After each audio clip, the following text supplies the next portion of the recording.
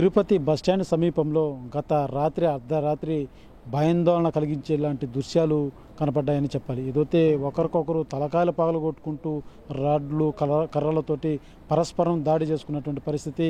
ఒక్కసారిగా అర్ధరాత్రి టైంలో ఉన్నటువంటి భక్తులు కావచ్చు, ఈ హోమ్ స్టేలో ఉన్నటువంటి భక్తులు కావచ్చు, భయాందోళన గురైనటువంటి పరిస్థితి. ఏదైతే మనం చూస్తున్నాం, మనం అనుకున్నది ఒక హోమ్ స్టే. ఈ హోమ్ స్టే వాళ్ళు వేరే హోమ్ స్టేకి వచ్చిన వాళ్ళని వీళ్ళు తీసుకొని వచ్చారంటూ ఈ యొక్క ఏదైతే ఈ హోమ్ స్టే వారిని మన ఆపోజిట్లో, ఈ యొక్క హోమ్ స్టేకి ఆపోజిట్లో ఉన్నటువంటి మరొక హోమ్ స్టే యొక్క సిబ్బంది వచ్చి కర్రలు రాడ్లతో దాడి చేసినటువంటి పరిస్థితి. ఏదైతే తిరుపతి క్షేత్రంలో ఈ హోమ్ స్టేలు అన్నది ఇటీవల చాలా ఎక్కువైనాయని చెప్పాలి. అయితే నిత్యం కూడా తిరుమలకి వచ్చేటువంటి భక్తులు తిరుపతికి వస్తూ ఉంటారు. తిరుపతిలో నిత్యం కూడా ఎక్కువ జన సందోహం ఉంటుంది.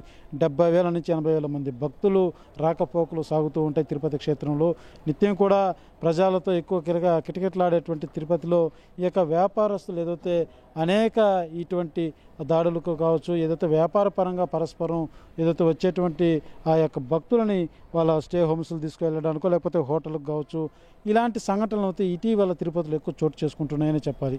ఏదైతే వచ్చేటువంటి భక్తులకు వాళ్ళ హోటల్ తీసుకోవాలని ఒక వర్గం, మరో హోటల్కి తీసుకెళ్లాలని వాళ్ళ వర్గం పరస్పరం వ్యాపార దృష్ట్యా ఒకరికొకరు ఇటువంటి చర్యలకు పాల్పడుతున్నారు. అయితే ఈ చర్యలు కాస్త వచ్చేటువంటి భక్తులకు మాత్రం భయాందోళన కలిగిస్తున్నాయని చెప్పాలి. ఏదైతే మనం చూస్తున్నాం, ఆ యొక్క ఏదైతే గరుడ హోమ్ స్టే అన్నది మనం విజువల్లో చూస్తున్నటువంటిది.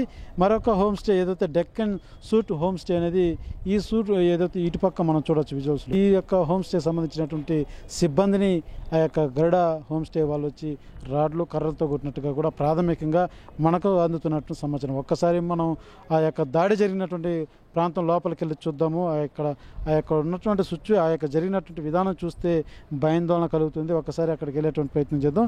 ఇదే రకంగా ఏదైతే రాత్రి ఈ యొక్క సంఘటన జరిగిన వెంటనే పోలీసులు సమాచారం తెలుసుకొని ఇక్కడ రావడంతో గాయపడిన వారిని అంతా కూడా హాస్పిటల్ తరలించడం జరిగింది. మిగిలిన వారిని అంతా కూడా విచారణలో భాగంగా పోలీస్ స్టేషన్ తీసుకెళ్లి విచారిస్తున్నటువంటి పరిస్థితి మనం ఒక్కసారి చూడొచ్చు.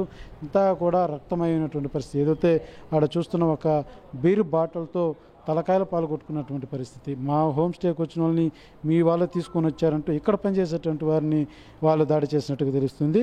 అదే రకంగా వాళ్ళు మేము పిలవలేదు, వాళ్ళే వచ్చారంటూ కూడా వీళ్ళు వారితో వాదించినట్టుగా కూడా మనకు వీళ్ళు చెప్తున్నటువంటి మాటలు. అయితే పరస్పరం ఒకరి మీద ఒకరు ఈ రకమైనటువంటి దాడి చేసుకోవడం అనేది మాత్రం భయాందోళనలు ఈ యొక్క బస్ స్టాండ్ ఆవరణలో కనపడిందని చెప్పొచ్చు. అయితే హోమ్ స్టేలో ఉన్నటువంటి ఎవరు భక్తులు కావచ్చు, ఇక్కడ రాకపోక సాగించేటువంటి భక్తులు కావచ్చు, ఒక్కసారిగా రాత్రి భయాందోళన వ్యక్తం చేసినటువంటి పరిస్థితి. అసలు ఏం జరుగుతుందో తెలియదు.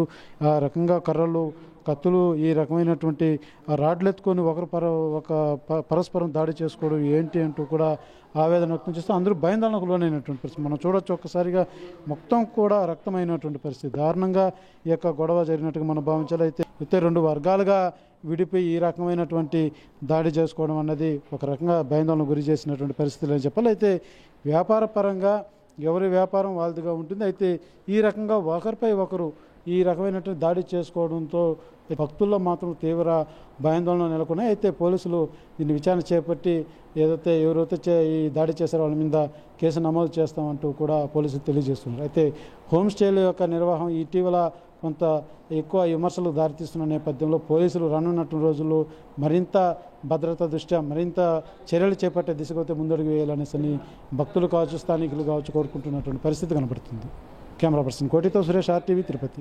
మరిన్ని వీడియోస్ కోసం ఛానల్ ని సబ్స్క్రైబ్ చేయండి. లేటెస్ట్ అప్డేట్స్ కోసం వాట్సాప్ ఛానల్ ని ఫాలో అవ్వండి. ఆ లింక్ డిస్క్రిప్షన్ లో ఉంది.